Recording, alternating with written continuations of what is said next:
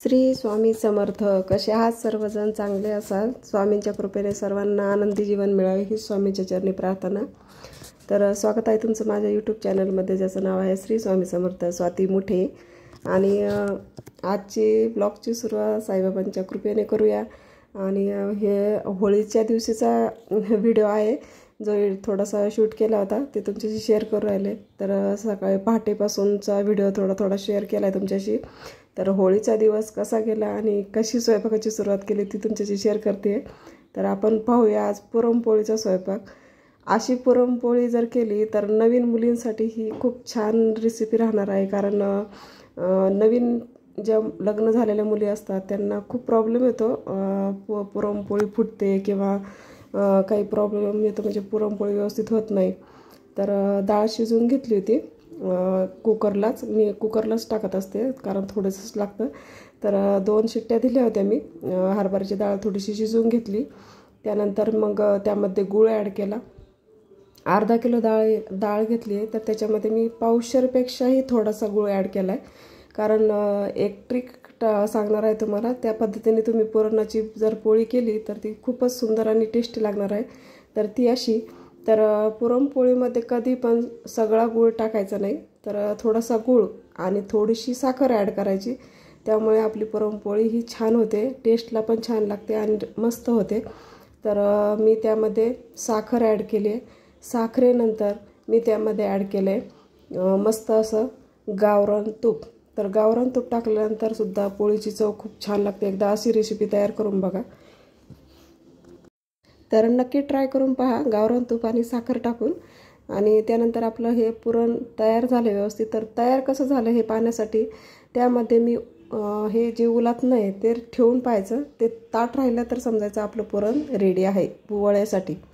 तर आता पीठ मळून घेऊया. मस्त असं पीठ तयार करायचं आहे. तर पिठासाठी मी सुजेच्या चाळणीनेच पीठ मळून घ्यायचं आहे, म्हणजे पीठ चाळून घ्यायचं आहे. तर सुजेच्या चाळणीने चाळल्यामुळे पीठ मस्त असं बारीक चाळलं जातं, म्हणजे पोळी फुटत नाही, व्यवस्थित येते. त्यामध्ये मी थोडंसं मीठ ॲड केलं. मीठ टाकल्यानंतर आपण टाकणार आहे त्याच्यामध्ये थोडीशी चिमूटभर हळद. तर चिमूटभर हळद कशासाठी टाकायची, तर काय होतं गुळामुळे याच्यामुळे पोळी थोडीशी काळपट वाटते आणि मुलं खायला नकार करतात, अशी काळी काळी का दिसते म्हणून. तर त्याच्यासाठी मस्त अशी ट्रिक, तर थोडीशी चिमूटभर हळद टाकायची. त्यामुळे आपली पोळी ही मस्त अशी पिवळी धमूक दिसते. आणि डाळ शिजताना पण थोडीशी त्यामध्ये हळद ॲड करायची. त्यामुळे पण डाळीमध्ये पण थोडीशी हळद मिक्स केली ना तर पिवळी जरत आपली पोळी दिसते आणि खूप छान अशी टेस्ट लागते पोळीची पण. तर अशा पद्धतीने पीठ मळून घ्यायचं. पीठ मळताना खूप छान असं सॉफ्ट पीठ मळायचं आहे, कारण पिठामध्येच पोळी व्यवस्थित बनली जाते. तर पिठावरतीच सगळं असतं काय. तर मस्त असं पीठ चांगलं मळून घ्यायचं आहे, सॉफ्ट असं. तर पीठ असं सॉफ्ट मळून घेतल्यानंतर त्यामध्ये पाहायचं, तर हे असं थोडंसं तेल टाकून मळायचं पीठ मस्त असं. आणि हे पहा आपलं पीठ तयार आहे. तर असं कणिक तयार करून घेतल्यानंतर मग त्याच्यामध्ये आपण पोळी कशी बनवायची तेही तुम्हाला पुढे सांगते मी. तर हे आपलं पीठ रेडी आहे. जोपर्यंत आपलं पीठ व्यवस्थित मळून होत नाही, व्यवस्थित सॉफ्ट होत नाही, तोपर्यंत पीठ मळत राहायचं आहे. कारण ते व्यवस्थित सॉफ्ट होत नाही तोपर्यंत पोळी अशी छान फुलत नाही. तर आपलं पुरणही तयार आहे. तर पुरण मी चाळणीमध्येच करत असते. तर आता हे पहा, ही एक नवीन ट्रिक सांगते तुम्हाला. पोळपाटाला पोळी चिकटू नाही म्हणून आहे ना, आणि पीठ राहतं पहा, एखाद्या पोळीला पीठ राहतं, त्यामुळे पोळी अशी करपल्यासारखी होते. तर त्यासाठी पोळपाटाला असं जो व्हाईट कपडा कॉटनमधून असतो, तो पंचा उपरणं वगैरे म्हणतात आमच्याकडे, तर ते बांधायचं सॉफ्ट असं. तर त्यामुळे काय होतं, तर आपलं जे पोळी आहे ती त्याचं पीठ आहे ते त्या याच्यावरतीच लागून राहतं आणि जास्त पीठ राहत नाही पोळीला. तर पहा, मी आता उंडा घेतला आहे बनवायला. तर मी असं बनवते. तर एक छोटासा गोळा घ्यायचा, पिठाचा कणिक घ्यायचं आहे. तर कणिक घेतल्यानंतर त्यामध्ये अशी वाटी करायची आणि वाटीमध्ये थोडंसं पुरण ॲड करायचं आणि मस्त असं गोल करत करत उंडा तयार करायचा. हे पहा असं व्यवस्थित लावून घ्यायचं, म्हणजे पोळी फुटली जात नाही. हे पहा असं मस्त करून झाल्यानंतर त्याला मस्त असं हाताने पूर्ण गोल करून घ्यायचा, राऊंड व्यवस्थित लावून घ्यायचं. आणि ही अशी पोळी सॉफ्ट हाताने सावकाश फिरवत राहायचे व्यवस्थित. दोन्ही साईडनी पोळी लाटल्यानंतर पोळी ही खूप छान फुलली जाते. आणि त्यानंतर पहा तर पोळी ही व्यवस्थित लाटून झाली आहे आणि पहा आता मी टाकते तव्यावरती. पहा आपली पोळी खूप अशी छान ही पोळी तयार होते. तर अशी ट्रिक वापरून ही नक्की पुरणपोळी तुम्ही करून बघा एकदा. तर तुम्हाला वाटेलच की खूप छान अशी पुरणपोळी लागते ती. तुम्ही म्हणताल की काही पण सांगते, पण पहा एकदा ट्रिक अशी वापरून खूप सॉफ्ट आणि मस्त पोळी तयार होते. पहा आपली पोळी किती छान फुलती आहे ती. तर पुरणपोळीचा स्वयंपाक नवीन खूप अवघड वाटतो, पण एकदा करायला लागल्यानंतर काही नाही वाटत. तर नवीन मुलींना थोडासा प्रॉब्लेम येतो, त्याच्यासाठीच मी रेसिपी शेअर केली आहे तुमच्याशी. तर पहा आपल्या ह्या पोळ्या पटापट असे चालले आहेत. मस्त अशा पोळ्या फुलत आहेत. तर अशी पुरणपोळी बनवली. त्यानंतर आता रेसिपी आमटीची बनवते मी. आमच्याकडे आमटीच म्हणतात, दुसऱ्या साईडला कटाची आमटी वगैरे असं काही म्हणतात, तर आमच्याकडे आमटीच म्हणतात. तर आमटीसाठी मी वाटण काढलं आहे. हरभऱ्याची डाळ, खोबरं, लसूण, कांदा भाजून घेतला आहे 4-5. त्यामध्ये थोडंसं भाजून घेतल्यानंतर त्यामध्ये थोडंसं हळद टाकायची चिमूटभर. आणि म्हणजे जे आपलं सारण आहे, वाटण आहे, ते हिरवंगार असं निघतं बघा. तर आणि जी पुरणाची डाळ आहे तीसुद्धा थोडीशी डाळ काढायची, त्यात कोथिंबीर ॲड करायची. हे पहा आपलं हे मिक्सरमध्ये काढून घेतलं आहे मी सगळं. सेपरेट डाळ बारीक करायची. पुरणाची जी डाळ असते छोटीशी काढलेली आमटीमध्ये ती. हे कांद्याचं सारा आहे. आणि त्यानंतर सगळे मसाले काढले तर मसाल्यामध्ये कांदा लसूण मसाला, हळद, लाल मिरची आणि चिकन मसाला एवढंच ॲड केलं आहे मी. आणि थोडीशी धने त्याच्यामध्ये मी तुम्हाला दाखवले नाही, धने टाकले होते मी थोडेसे त्याच्यामध्ये. आणि हे आपलं पाणी आहे जे आपण पुरण शिजवतो ना, म्हणजे डाळ शिजवतो, ते डाळीचं पाणी ते आमटीमध्ये टाकतात आमच्याकडे. आता तुमच्याकडे टाकतात का नाही माहीत नाही, पण टाकतात. आणि त्याच आमटीच्या त्या पाण्यामुळे मी लहानपणी खूप असे बोलणे खाल्ले होते. पहिलीच वेळ होती माझी स्वयंपाक बनवायची. मला लहानपणीची आठवण आली. म्हणजे लहानपणी तरी मी नवीनच स्वयंपाक करायला लागले होते आणि आमच्या मम्मीची तब्येत खराब होती. तर मम्मी म्हणे आज तुला सगळा पोळ्याचा स्वयंपाक करायचा. तरी मी असेल तरी 6वीला का 7वीला असेल मी त्यावेळेस. तर तेव्हाची गोष्ट आहे. खूप लहानपणीच म्हणजे बरंच लहानपणीच मला स्वयंपाक करायला मम्मीने शिकवलं होतं. कारण भाऊ लहान होता माझ्यापेक्षा. तर मम्मी थोडीशी आजारी होती, तर ती म्हणे नाही तूच स्वयंपाक कर मी सांगते तुला म्हणे कसे बनवायचे ते. तर तेच सगळा पुरणपोळीचा स्वयंपाक मी मस्त केला. मम्मीने सांगितलं तसा केला पूर्ण. आणि मेन गोष्ट म्हणजे मी आमटीमध्ये ते पुरणाचं जे पाणी असतं ना शिजवलेलं डाळीचं, तेच विसरून गेले टाकायचं. मस्त सगळी आमटी बनवली वगैरे. आणि ती मम्मी आली आणि मम्मीने पाहिलं ते पाणी तसंच ठेवलेलं. म्हणे काय गं हे पाणी नाही टाकलं का तू? मग मी म्हटलं हे पाणी कशाला टाकायचं त्याच्यामध्ये? म्हणे अगं त्या आमटीमध्ये त्याचंच तर सर्व हे असतं, तेच पाणी टाकावं लागतं. आणि तुला कसं कळलं नाही? मी तुला सांगून पण गेले होते, पण माझ्या लक्षातच नाही राहिलं. एकतर नवीनच होते स्वयंपाकाला, तर केलं होतं. पण बाकीचा स्वयंपाक मस्त केला होता. म्हणजे जाऊ दे आता पुढच्या वेळेस लक्षात ठेवा. मग तेव्हापासून मी मात्र लक्षात ठेवायला लागले. तर चला पुढं वळू आपण. तर मस्त तेल टाकले. तेलामध्ये खोबरं लसूण परतून घेतलं. त्याच्यामध्ये कढीपत्ता टाकला, थोडीशी कोथिंबीर टाकली. ते व्यवस्थित परतून घेतलं मसाला. आणि त्यामध्ये आपण मसाले ॲड केले.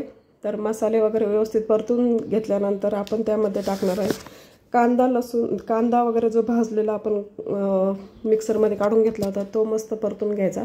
कांद्याचे जो सारण वाटण टाकतो आपण त्यामध्ये ते मस्त असं त्याला तेल सुटूस तर थोडंसं परतून घ्यायचं. मी थोडंसं गरम पाणी ॲड केलं आहे, कारण मसाला खाली करपू नये म्हणून थोडंसं पाणी ॲड केलं त्यामध्ये. आणि हे पहा आपलं मस्त असं मिक्स करून घेतलं व्यवस्थित. असं हे करून घेतलं, परतून घेतलं त्याला. मसाला परतून घेतला व्यवस्थित. तर त्यामध्ये पहा मी डाळीचं पाणी ॲड करते. जी डाळ आपण शिजवलेली होती ते डाळीचं पाणी ॲड करते. त्यानंतर आपण डाळ थोडीशी वाटून घेतली होती. पुरणाची जी डाळ आपली सेपरेट ठेवली होती आमटीसाठी, ती मी त्याच्यामध्ये मिक्स केली आहे बारीक करून. आणि त्यानंतर आपली मस्त अशी आमटी तयार होणार आहे. तर हा मसाला व्यवस्थित मिक्स करून घ्यायचा आहे व्यवस्थित. आणि थोडीशी त्याला कट येऊ द्यायचं आहे थोडंसं, म्हणजे थोडंसं शिजून द्यायचं आहे त्याला. आणि व्यवस्थित हे झाल्यानंतर त्यामध्ये आपलं डाळीचं जे पाणी आपण साईडला ठेवलं होतं ते पाणी त्यामध्ये थोडंसं ॲड करायचं. थोडंसं तेल सुटेपर्यंत थोडंसं परतून द्यायचं. आणि हे पहा आपलं तेल सुटलं आहे आता बघा वाटणाला. तर आता याच्यामध्ये आपण डाळीचं पाणी ॲड करणार आहे. हे डाळीचं पाणी ॲड करायचं. आणि चवीनुसार मीठ टाकून द्यायचं त्यामध्ये. तर चवीनुसार मीठ टाकायचं. तर अशी पद्धतीने आमटी जर केली तर खूप छान आणि टेस्टी लागते. करून पहा एकदा. तर ही मला माझ्या आजी मम्मी जे सांगतात ना त्या पद्धतीची रेसिपी आहे. मला माझी आजी पण खूप छान सांगायची. कारण माझ्या आजीचं म्हणजे माझं मम्मीचं माहेर आणि सासर एकच आहे, एकच गाव आहे. त्यामुळे आजी यायची तर आजी सांगायची मला अशी. आणि मम्मी पण हीच रेसिपी करत असते. मम्मी पण ह्याच रेसिपीची म्हणजे ट्राय करते आणि सांगते मला. तर माझी पण हीच रेसिपी आहे, म्हणजे आजीपासून आलेली रेसिपी आहे असं सांगायचं आहे मला. तर पहा आमटी तयार झाली आपली. तर मस्त अशी आमटी तयार झाली आहे. आता त्यानंतर पहा आमटीला उकळी आली आहे. उकळी आल्यानंतर त्यामध्ये थोडीशी कोथिंबीर टाकायची वरून. कधी पण आमटीला उकळी आल्यानंतर मग कोथिंबीर टाका, मस्त हिरवीगार राहते. त्यानंतर करूया भज्याची तयारी आता. तर पकोडे तर सर्वांनाच आवडतात. तर पकोड्याची तयारी करण्यासाठी मी काढले आहे थोडीशी हिरवी मिरची, लसूण, जिरं आणि ओवा. जिरं नाही टाकत पण ओवा मस्त कुस्करून त्याच्यामध्ये टाकत असते. आणि कांदा घेतला आहे थोडा कापून. तर त्यामध्ये मी बेसन पीठ ॲड केलं आहे, कांदा घेतला आहे उभा कापून थोडासा, हळद ॲड केलं आहे आणि त्यामध्ये हळद ॲड करून थोडंसं मीठ टाकलं आहे. आपल्याला जसं पाहिजे तसं मीठ टाकायचं. चवीनुसार मीठ ॲड करायचं. त्याच्यामध्ये थोडीशी चिमूटभर सोडा टाकायचा.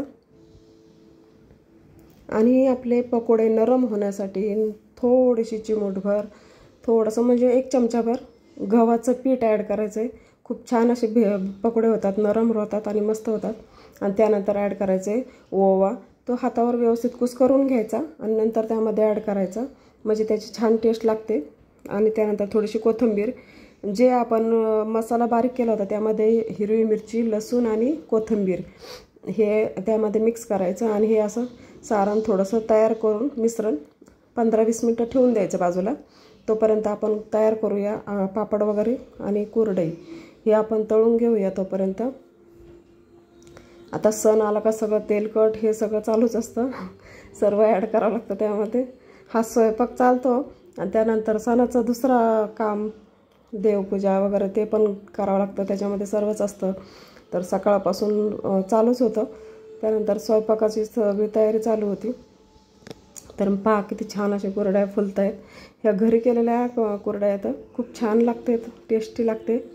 आणि पहा किती मस्त फुलती ती कुरडई. तर कुरड्या वगैरे पापड वगैरे तळून झाले. आता आपण पकोडे तयार करून घेऊया. तर पकोडे मी मस्त असे तेल थोडंसं गरम होईपर्यंत हीट केलं आणि कमी आचेवरच पकोडे तळून घ्यायचे. नाहीतर मग फुल गॅसवर पकोडे काय होतात, वर तळले जातात पण आतमध्ये कच्चे राहतात ते. तर त्यासाठी पकोडे मस्त असे कमी गॅसवरच तळून घ्यायचे. थोडेसे लालसर होईपर्यंत तळायचे आणि मस्त असे त्याचे हे करून घ्यायचे, तळून घ्यायचे. पहा आता पकोडे तयार झाले. तर एक दाखवते तुम्हाला. हे पहा असे मस्त असे आतमध्ये सुद्धा व्यवस्थित तळले गेलेत, कच्चे राहिले नाही आहेत. तर आपले पकोडे तयार झाले आहेत. तर आता स्वयंपाक हा रेडी झाला आहे पुरणपोळीचा. आता तयारी चालली आहे होळीची. म्हणजे आपल्याला होलिका दहन करावं लागतं संध्याकाळी ना, तर त्याची तयारी चालली आहे. रांगोळ्या वगैरे काढून घेतल्यात. आता होलिकेसाठी मी तयारी करून राहिले. तर होलिकेसाठी मी इथं मध्ये मस्त स्वास्तिक वगैरे काढून घेतले आणि सर्व सामग्री जवळ घेतली आहे आणि व्यवस्थित अशी पूजा मांडून राहिली आहे व्यवस्थित तिथे. तर म्हटलं आपली सगळं तयारी करून ठेवा आणि मुहूर्तावर मग होलिका दहन करता येईल. तर मस्त असं आमच्या दोघांची तयारी चालू होती. हे पण मला मदत करत होते. तर मस्त अशी मांडणी झाली आहे, मांडून झाली आहे सगळं.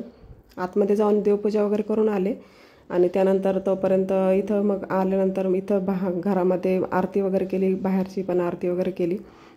होलिका दहन वगैरे झालं आणि मस्त असं होलिका दहन झालं आमचं. पहा सर्व पूजा ही सर्व व्यवस्थितरित्या पार पाडली. तर मस्त अशी होलिका दहन चालू केलं आहे आता.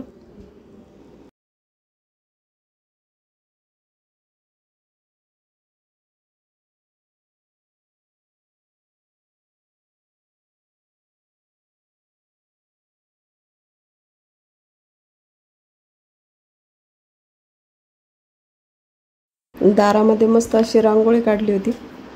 वेळ थोडासा कमी होता, कारण ती सगळं एकटीलाच करायचं आहे म्हटलं, वेळ कमी पडतो. तर जशी येईल तशी रांगोळी काढली, होलिका दहन वगैरे झालं. त्यानंतर फ्रेंड्सबरोबर सर्वांबरोबर थोडे थोडे फोटोशूट केले. सर्वांचे होलिकाचे मस्त असे शूट वगैरे झालं आणि सर्वांचा आशीर्वाद घेतला मोठ्यांचा. आणि त्यानंतर आपली होळी अशी पार पाडली. तर होळीचा सण कसा पार पाडला ते तुमच्याशी शेअर केला आहे. तर तो कसा वाटला नक्की सांगा मला कमेंट करून. तर श्री स्वामी समर्थ.